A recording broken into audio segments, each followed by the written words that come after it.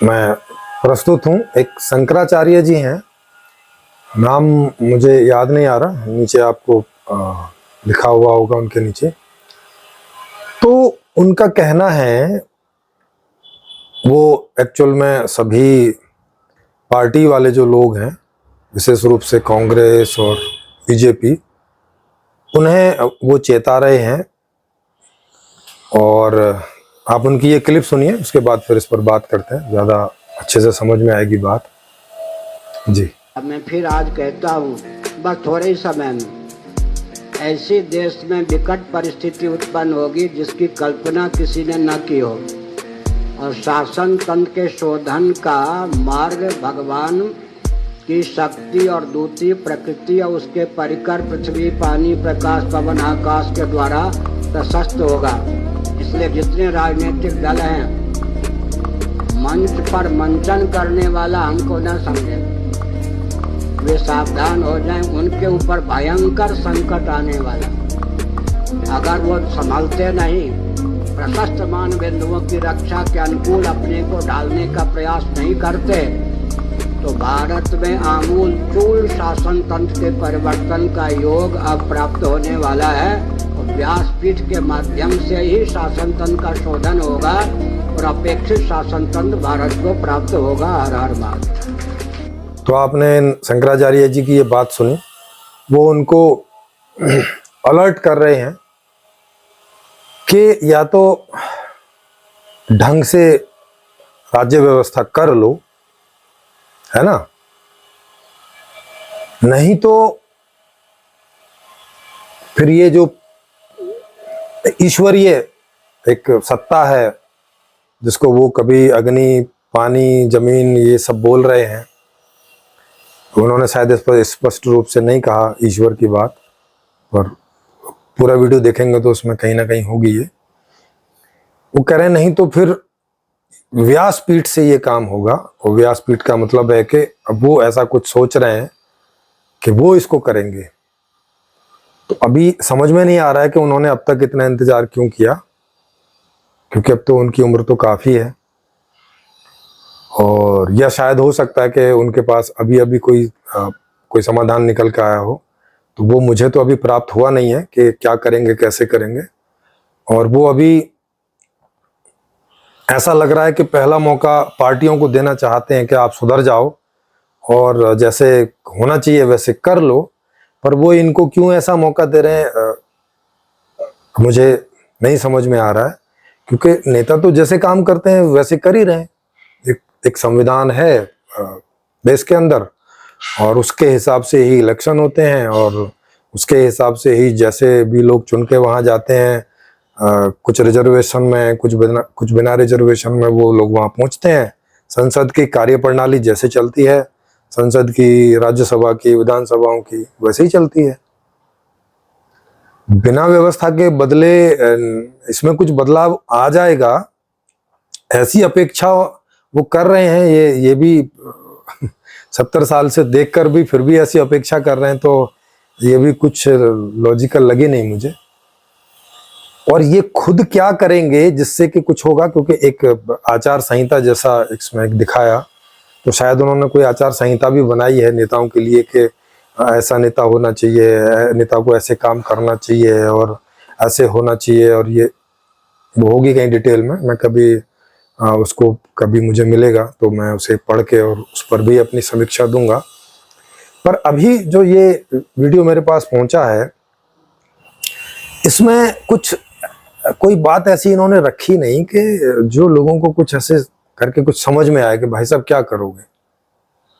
क्योंकि जिनकी ये बात कर रहे हैं, अब जैसे राम जी को देखें या कृष्ण जी को देखें, वो कोई ऐसा समाधान कर नहीं पाए। उन्हें तो ये खुद ही युद्ध लड़ना पड़ा। राम जी को कितने सारे युद्ध लड़ने पड़े, कोई समाधान हुआ नहीं। और कृष्ण जी को भी कितने सारे युद्ध लड़ने पड़े, कोई समाधान नहीं हुआ उनका, है ना। कि भाई कहीं मिल बैठ के चर्चा करके उन्होंने कोई समाधान कर लिया हो, ऐसा तो कोई इतिहास दिखता नहीं है। जितने सारे पुराण हैं उसमें देवी देवताओं तक की आपस में लड़ाइयाँ होती हैं, और राक्षसों और देवताओं की लड़ाइयाँ तो है ही हैं। कोई समाधान हो ही नहीं रहा है, हर जगह युद्ध हो रहे हैं।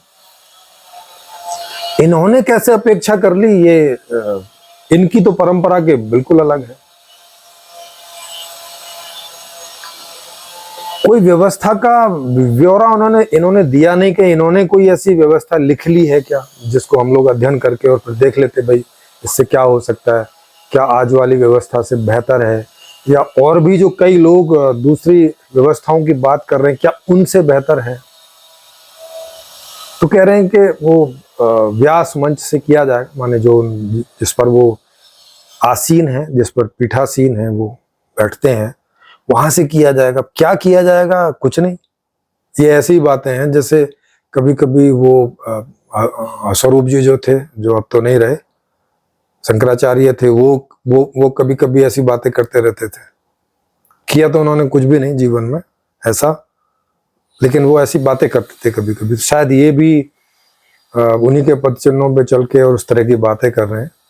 फिर भी अगर किन्हीं के पास ऐसा कोई कुछ बात हो कि उन तक पहुंची हो, इनका कोई पीडीएफ हो या इनका कोई लेक्चर हो इस बारे में, कुछ व्यवस्था के बारे में, तो मुझे भी भेजिएगा।